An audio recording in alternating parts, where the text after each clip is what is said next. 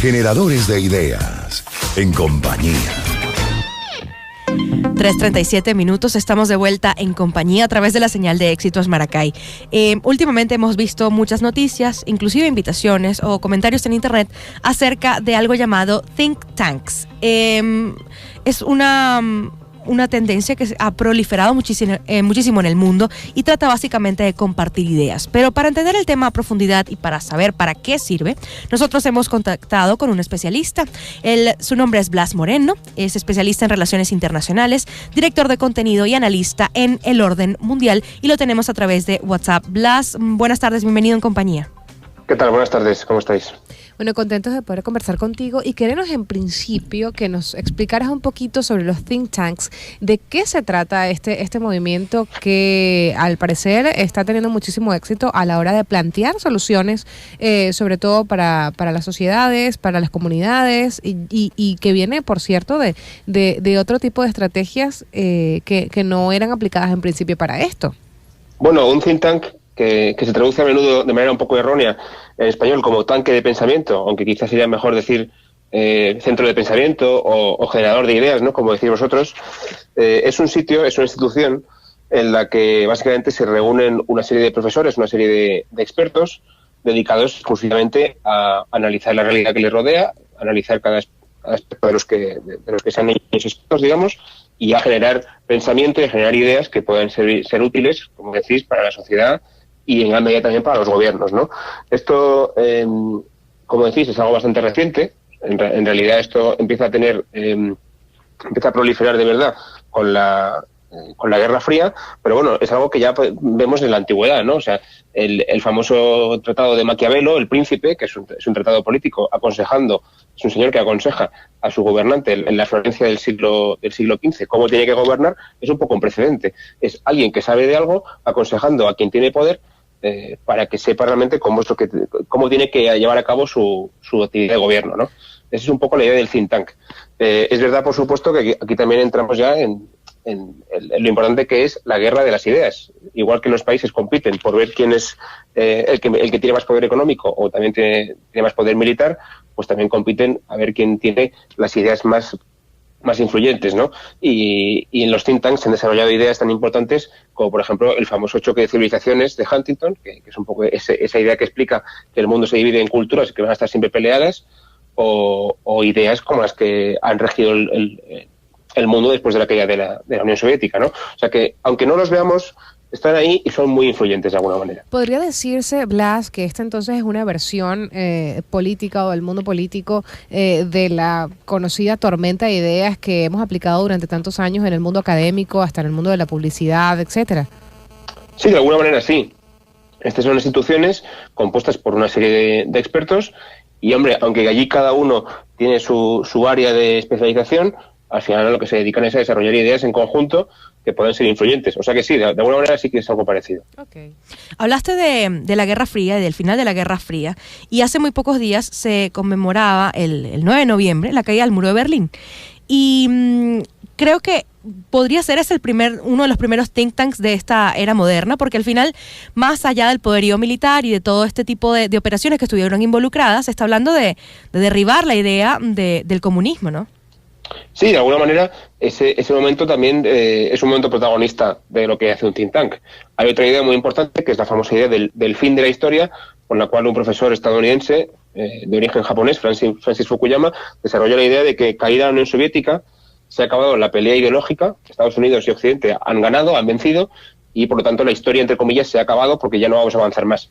Después, por supuesto, esto se va a probar erróneo, ¿no? Pero en ese contexto de caída de la URSS y caída del muro de Berlín, pues las ideas occidentales son las que han vencido la batalla ideológica, y de hecho todavía vemos hoy como de los think tanks que hay en el mundo, más de la mitad son o estadounidenses o de Europa occidental. O sea, son de Occidente, son, digamos, de la parte del mundo que es más potente, ¿no? O que era más potente hasta hace poco. Sin embargo, por ejemplo, el sur global, digamos, Latinoamérica, por ejemplo, o África, juntos no llegan al 20% de los think tanks.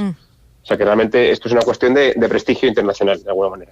Estamos conversando con Blas Moreno, quien es especialista en relaciones internacionales. Si bien hablamos entonces de una agrupación de especialistas dedicados, en este caso del think tank, a ofrecer soluciones a temas específicos para quienes tienen el poder de ejecutar estas decisiones, podríamos llevar sin duda el think tanks a espacios más reducidos o a sectores más localizados, por así decirlo, comunidades, a hablar de gobiernos regionales para presentar de alguna manera más opciones e ideas a las problemáticas que nos aquejan día a día. Imagino que sí. El problema que tiene esto es que los think tanks, por definición, tener a tantísima gente dedicada solamente a producir ideas, digamos, que luego el impacto económico de eso es difícil verlo inmediatamente, claro. Es carísimo, ¿no? Es muy caro mantener un think tank. Entonces, en realidad no son tantos los que hay en el mundo. Por ejemplo, el país que más tiene, por supuesto, es Estados Unidos, que tiene más de 1000, pero el resto de países ya no tienen más de 500, 400. Bueno, no es nada barato mantener un think tank y es difícil tener un think tank, por ejemplo, en una comunidad tan local, ¿no? Lo que sí es cierto es que grandes think tanks del mundo, que a lo mejor están radicados en Washington, en Londres, en Pekín, etcétera, también dedican tiempo de su investigación a temas locales, ¿no? Y pueden extraer ejemplos de la comunidad local y también desarrollar ideas que se puedan implementar después en la comunidad local. No es tanto que ellos vayan al terreno, sino que ellos desarrollan las ideas y luego hay otro tipo de gente que se dedica, digamos, a coger esas ideas que ya están hechas y a ponerlas en práctica. Claro. Se habla de que los think tanks están esparcidos por el mundo entero. Por ejemplo, leíamos que Argentina, por ejemplo, para la región Latinoamérica, es el 7º país con más think tanks del mundo. Pero hay diferencias entre los diferentes think tanks. Hay algunos que se originaron netamente de fuente política, hay otros que hablan de involucrar la rama militar y hay otros que simplemente se han dedicado a la academia. Sí, sin duda. El origen de los think tanks, la mayor parte de ellos tienen un origen un poco mixto entre lo que vosotros decíais, ¿no? Muchas veces tienen un origen político, porque al fin y al cabo un sitio en el que se desarrollan ideas, las ideas no son neutrales, siempre van dirigidas en un sentido u en otro a nivel ideológico. Por ejemplo, aquí en España hay dos conocidos think tanks que están íntimamente relacionados con los dos grandes partidos políticos, y eso es bastante obvio. Entonces, no se puede esperar de ese think tank que desarrolle ideas que tienen que ver con otra cosa que no sea lo que ese partido político defiende, ¿no? Claro. También, como decíais, del tema académico. Y si no, también hay otra cosa que también es muy importante, como decíamos antes, al ser tan caro mantener estos think tanks, a menudo la financiación viene o de partidos políticos, como digo, o de grandes empresarios, grandes filántropos, que tienen algún interés particular en desarrollar este centro de investigación, para que ese centro de investigación después desarrolle ideas en el sentido en el que estos empresarios quieren, ¿no? Los dos grandes think tanks estadounidenses, que son Brookings y Carnegie, los dos los fundaron dos conocidos empresarios del siglo XIX que decidieron poner dinero para que ese think tank se llevara a cabo. Pero hay ejemplos más frecuentes. Algo parecido también hace, por ejemplo, el creador de Microsoft, Bill Gates, ¿no? O el conocidísimo multimillonario húngaro George Soros, también tiene su institución, la Open Society, que se dedica también a financiar a think tanks en el sentido ideológico en el que ellos siempre quieren, ¿no? O sea que al final los think tanks no son actores inocentes. Siempre hay dinero detrás y con el dinero, por supuesto, vienen las presiones o la ideología. Claro, sin duda.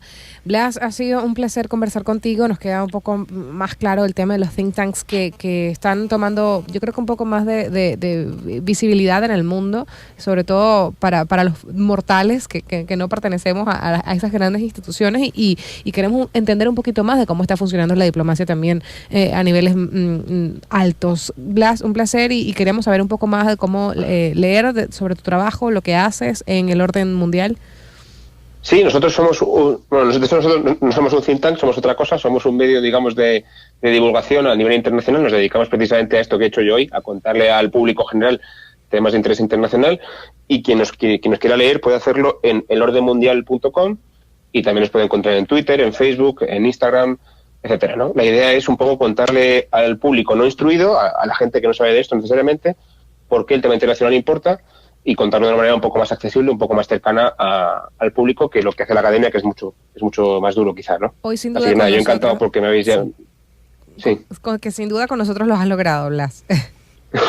Bueno, yo muy agradecido porque me hayáis contactado y sabéis que cuando queráis nos podéis llamar a mí o cualquiera de mis compañeros, que estamos siempre dispuestos a una llamada por teléfono. Muchísimas gracias. Estábamos escuchando a Blas Moreno, especialista en relaciones internacionales, director de contenido y analista en el orden de ideas, en el orden mundial, mejor dicho, elordenmundial.com en internet, y a entender un poco más sobre los think tanks, por qué se están convirtiendo en estos motores tan importantes a la hora de toma de decisiones importantes a nivel mundial. Y creo que una de las cosas que queda más clara es que siempre hay un motivo oculto. Claro, como dijo él, no son inocentes. Hay algo que lo financia, que lo financia detrás, y por supuesto una ideología presente, sin duda.